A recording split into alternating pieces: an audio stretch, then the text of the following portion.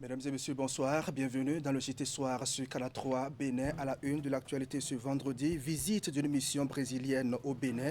Point clé de cette visite, la signature d'un mémorandum d'entente entre l'Agence de promotion des investissements et des exportations et l'Agence brésilienne de promotion du commerce et de l'investissement. Un acte fort symbolique qui renforce la coopération économique entre le Bénin et le Brésil. On en parle dans un instant.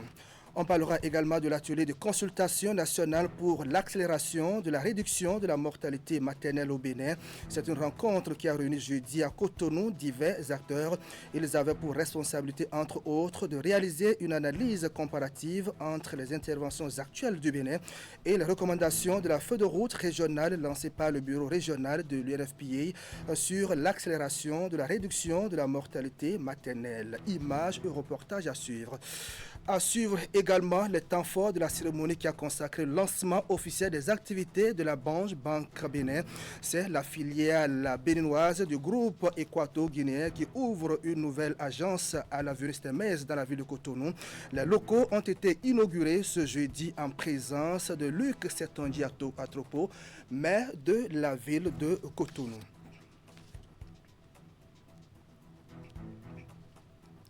Voilà pour le sommet. Merci d'être au rendez-vous de l'information sur Canal 3 Bénin. On commence avec la visite au Bénin d'une mission brésilienne. Les deux pays affichent leurs ambitions en essayant de dynamiser leurs échanges commerciaux. Cette visite au Bénin s'est soldée par la signature d'un mémorandum d'entente entre l'Agence de promotion des investissements et des exportations et l'Agence brésilienne de promotion du commerce et de l'investissement. Une étape décisive dans la relations économiques entre Cotonou et Brasilia. La cérémonie de signature des documents s'est déroulée jeudi dernier à Cotonou. Reportage. Cette signature de mémorandum d'entente entre la pièce Bénin et la pièce Brésil place la coopération économique des deux pays dans une autre sphère. C'est l'aboutissement des deux dernières visites du président de la République en terre brésilienne en 2024 et 2025. Le présent forum Brésil-Bénin va permettre des échanges dans le format B2B entre entrepreneurs et hommes d'affaires du Brésil et du Bénin. Si les relations politiques entre le Bénin et le Brésil ont connu un raffermissement notable, nos échanges commerciaux, eux, demeurent encore en deçà de leur potentiel. En 2024, par exemple, les exportations béninoises vers le Brésil s'élevaient à 0,3 millions de dollars US, essentiellement composées de fruits et de noix, tandis que nos importations atteignaient 50,19 millions de dollars US. Pour tenter de rééquilibrer la balance commerciale entre le Bénin et le géant de l'Amérique du Sud qui compte plus de 210 millions d'habitants, l'agro-industrie, l'énergie, les infrastructures et la technologie sont les secteurs ciblés. Le climat des affaires du Bénin, basé sur une stabilité institutionnelle et une forte potentialité de croissance pour les entreprises, est présenté aux investisseurs brésiliens. La complémentarité entre nos économies constitue un atout majeur pour notre coopération. À travers ce mémorandum d'entente, la PIEX et la PEX Brésil s'engagent à promouvoir les investissements, faciliter les échanges, accompagner les entreprises et encourager les partenariats industriels et technologiques.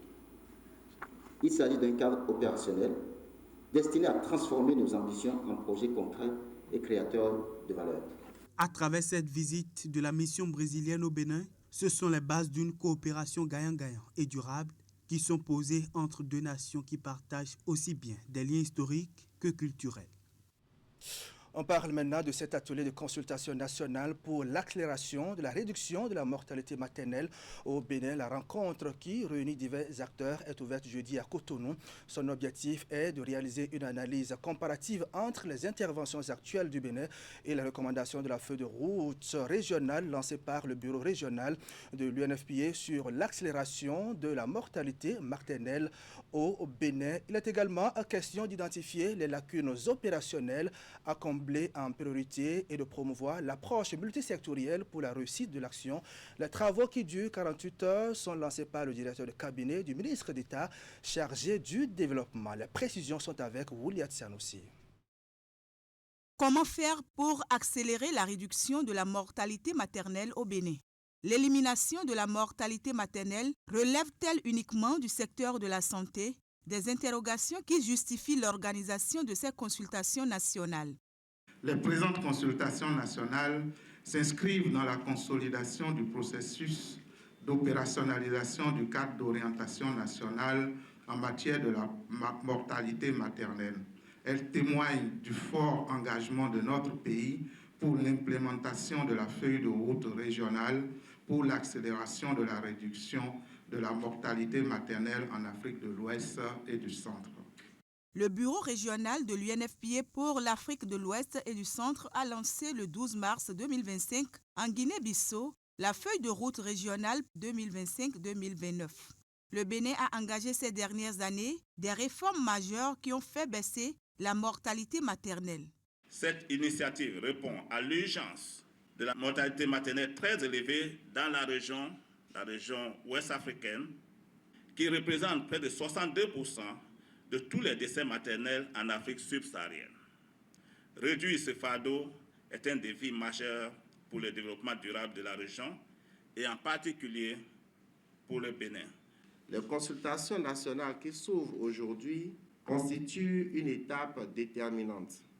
Elles marquent le lancement du processus d'élaboration du programme national d'accélération de la réduction de la mortalité maternelle 2026-2030, qui devra traduire cette ambition en actions concrètes, cohérentes et mesurables.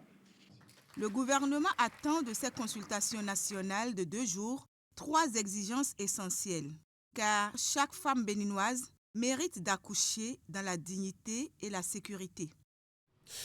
Éducation à présent avec ce constat de la rédaction de 43 Bénin. Vous allez le voir depuis quelques années, les établissements scolaires privés, notamment ceux de Cotonou et Abomey-Calavi, se démarquent à travers de bons résultats aux différents examens de fin d'année. Et c'est question que bon nombre d'acteurs se posent. Quels sont les fondements de ce progrès observé ces dernières années et comment le privé contribue-t-il au rayonnement du système éducatif national? Pour trouver des éléments de réponse à ce double interrogation, l'une de nos équipes de reportage a fait le tour de quelques écoles. Voici le reportage signé Hugues Vignibé. On a inscrit l'enfant au privé. C'est pour le suivi. Parce qu'à 8h, il ferme, à midi, il ouvre. Comme Dame Florence, ils sont innombrables, ces parents qui, pour des raisons de sécurité ou de performance scolaire, confient l'éducation de leurs enfants à un établissement privé. Surfant sur l'intérêt qu'elles suscitent, ces écoles détenues par des particuliers prolifèrent dans les quartiers de ville. L'État ne pourra pas embrasser le nombre d'enfants scolarisables, ne peut pas gérer le nombre d'enfants scolarisables. Mais les établissements privés ne se contentent pas d'apporter cet appui prépondérant au système éducatif national. Au fil du temps et des examens, entre taux de réussite au-dessus des 90% et positionnement d'élèves dans la classe des plus brillants, ils se démarquent à travers des résultats en courbe ascendante.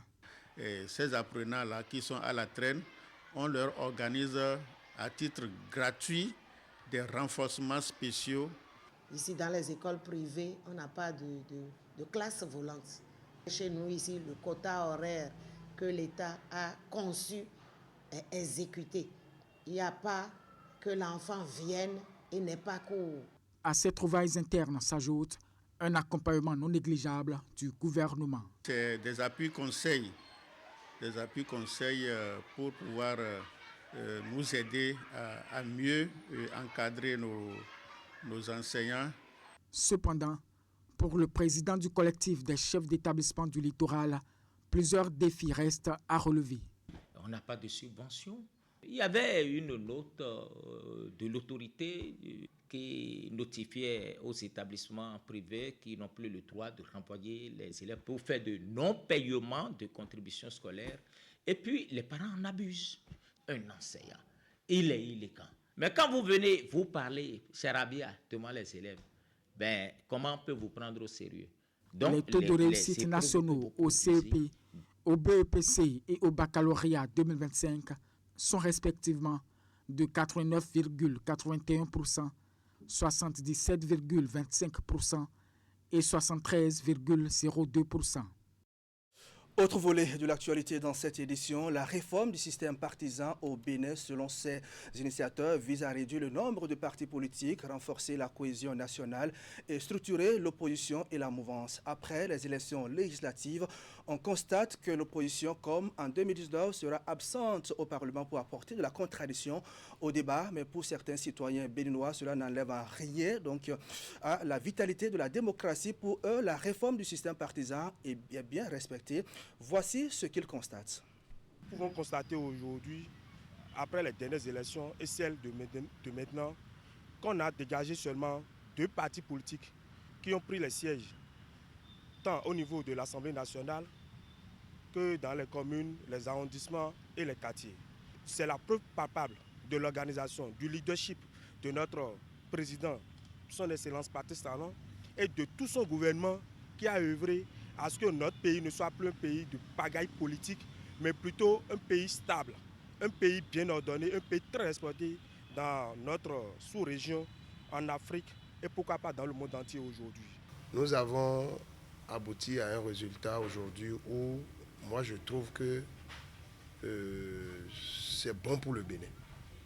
Les lois que moi j'ai lues aujourd'hui où ça fait partie des réformes que notre président, cher son Excellence Patrice Talon, a mis sur place au Bénin. C'est génial. C'est comme le dirait quelqu'un dans sa langue que si ton ennemi même a cousu son pagne et que le pagne lui sied, il faut pouvoir le dire. Moi, j'apprécie bien positivement ce qui se passe. On sent l'empreinte de la réforme du système partisan et qui est en cours dans notre pays depuis un moment. La réforme a été initiée pour rationaliser et assainir un paysage partisan assez fragmenté. Il faut reconnaître que c'est une réforme qui est très chère au président Patrice Talon et à son gouvernement. Mais à l'arrivée, c'est vrai, le nombre de partis a drastiquement diminué. Et on n'en retrouve que 2 qui sont éligibles. Donc je pense que le système partisan est en train d'être mis en place. Avec le temps, on va y arriver. Parce que quand on cherche les problèmes qui sont à la base, c'est nous-mêmes. Quand vous avez des responsables politiques qui mettent les bâtons dans les roues, ou quand vous avez des élus qui, à 2 ou 3 semaines des élections, ne peuvent pas vous expliquer clairement le système partisan. Je pense qu'il faudrait du temps pour qu'on y arrive.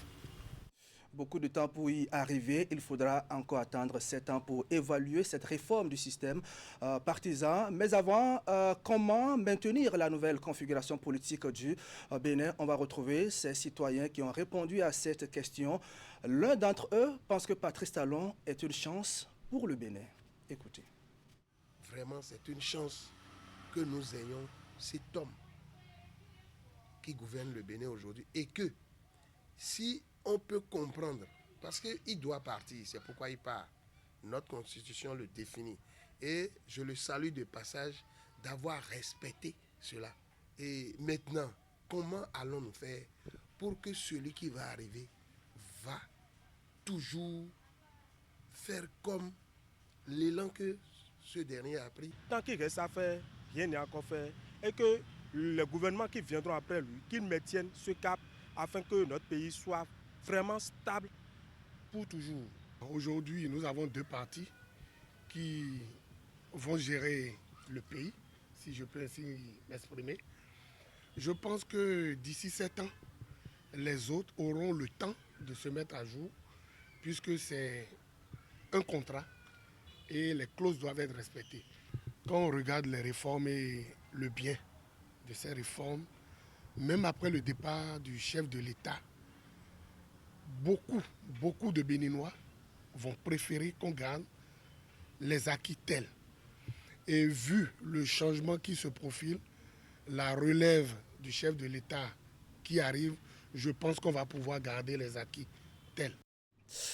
Dans le reste de l'actualité à présent, le rapport Business Ready 2025 sur le climat des affaires dans les espaces UEMOA, CEDEAO, a été présenté ce vendredi au ministère de l'économie et des finances. Vous allez le voir sur 10 indicateurs de performance qui ont été évalués, à savoir la création d'entreprises, l'implantation des entreprises, les services d'utilité publique, la taxation, le commerce international, l'emploi, les services financiers, l'innovation et la concurrence, la résolution des litiges et le règlement de l'insolvabilité. Sur les 100 pays, sur les 100 pays concernés par cette évaluation, le Bénin affiche des performances exceptionnelles dans plusieurs domaines. Explication, Vigila Rodeyon.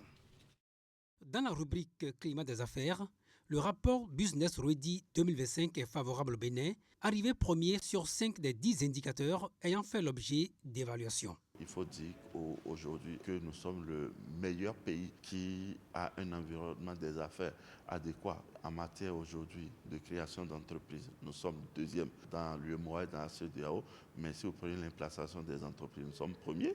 La fiscalité, nous sommes premiers. Le commerce extérieur, nous sommes premiers. Les services d'utilité publique, nous sommes premiers. Les services financiers, nous sommes premiers. Et chaque fois dans le top 5 au niveau de l'Afrique. Donc il faut véritablement féliciter le gouvernement, son chef, le président Patrice Talon, avec le ministre des Finances, qui ont pu vraiment impulser au niveau de toutes les structures qui ont en charge des pans de climat des affaires, suffit les réformes qu'il faille mettre en œuvre afin que le Bénin puisse vraiment se hisser comme un pays phare en matière de climat des affaires dans notre sous-région et également dans le monde. Cette évaluation a pris en compte aussi 3 piliers, à savoir le cadre réglementaire, la qualité des services publics et l'efficacité opérationnelle. Dans ces rubriques, le Bénin occupe des positions intéressantes dans l'UEMOA comme dans la CEDEAO. Seul bémol, son classement mitigé dans les secteurs de l'emploi, de la résolution des litiges, des marchés et de la concurrence. Parce que ce sont de nouveaux indicateurs, c'est pour la première fois que ces indicateurs ont été pris en compte. Maintenant que nous avons vu là où nous ne sommes pas bons, nous avons pu identifier les points de faiblesse. Il n'y a pas de raison que pour les prochaines évaluations, le Bénin ne puisse pas mieux porter. Il faut rappeler que Business Ready est le successeur de Doing Business et a commencé son exercice depuis 2024. Le Bénin s'est fait évaluer pour la première fois en 2025, contrairement à certains États parmi les 100 autres concernés par le présent rapport. Parlant toujours du climat des affaires avec Banque Bénin qui se rapproche des acteurs de l'écosystème des affaires au Bénin, la filiale béninoise du groupe équato-guinéen ouvre une nouvelle agence à l'avenue Stemez dans la ville de Cotonou. Les locaux ont été inaugurés ce jeudi, offrant tous les produits proposés par cette banque qui tient à prendre une part active dans le développement de l'activité économique au Bénin. Voici le point de la cérémonie de mise en service de la Banque de tous. La Banque de tous, comme elle aime à s'appeler, étend ses tentacules dans la métropole, au cœur des affaires. La nouvelle agence de Stemez, non loin du carrefour Mena d'Antokpa, est la preuve de l'engagement constant de Banque Bénin à rapprocher les services financiers des populations. Notre équipe est prête à vous accueillir, à répondre à vos questions et à vous accompagner dans la réalisation de vos projets personnels ou professionnels, en encourageant l'inclusion financière et en renforçant la confiance entre la banque et sa clientèle. Banque Bénin est le fruit de l'opération de rachat de près de 70% du capital de l'ex-CCEI Banque Bénin depuis 2 ans. L'institution financière, symbole de l'amitié des peuples béninois et équato-guinéens, accompagne les projets créateurs de valeur des entrepreneurs, des jeunes et des femmes en leur facilitant le crédit. L'allure que l'économie de Bénin est en train de connaître maintenant, il faut que les banques soient vraiment à jour. Les banques Bénin ne peuvent pas rester derrière. Donc c'est pour cela que vous voyez que constamment, on est ici, on vient accompagner notre bébé qui est en train de grandir de plus en plus. Parce qu'avec les actions comme ça, on voit vraiment que la banque est en train de connaître une grande allure. Nous avons identifié en fait dans la ville dans notre pays, en fait, c'est un hub pour pouvoir installer des agences physiques qui seront accompagnées en fait de solutions digitales innovantes et accessibles pour que les services financiers puissent être accessibles à tout le monde. Cela permettra également d'avoir un impact positif aussi bien au niveau de l'inclusion financière et aussi un impact social pour pouvoir intégrer en fait la population au métier de la finance. Banque Business Plus est un des produits phares de la banque. Il s'adresse aux PME-PMI dans le BTP, la fourniture et prestation de services, l'agrobusiness, le tourisme, l'éducation et la santé. Et pour finir, sachez que la 5e édition de PME Connect s'est tenue mercredi dernier à Cotonou. C'est l'afterwork trimestriel de l'Agence de développement des petites et moyennes entreprises dédiée à l'information, au dialogue et au réseautage en faveur des PME béninoises. Près de 250 entrepreneurs ont participé à cette 5e édition. L'initiative permet entre autres à l'ADPME de renforcer l'accès des petites et moyennes entreprises à une information fiable et opérationnelle, favoriser les échanges directs entre investisseurs et institutions. Reportage. Devant un parterre d'investisseurs et d'acteurs issus de l'écosystème entrepreneurial béninois, le ministre des Petites et Moyennes Entreprises et de la Promotion de l'Emploi a introduit la 5e édition de PME Connect. Son intervention inaugurale fait un peu le tour des réformes, actions et dispositifs mis en place par le gouvernement pour favoriser l'entrepreneuriat des jeunes. Au nombre de ces dispositifs, on évoquera désormais Turbo Trésor PME, un outil d'aide à la trésorerie des petites et moyennes entreprises. Notre État a considéré qu'il était très très important pour nos PME de ne pas, je dirais, avoir des difficultés à cause de l'État.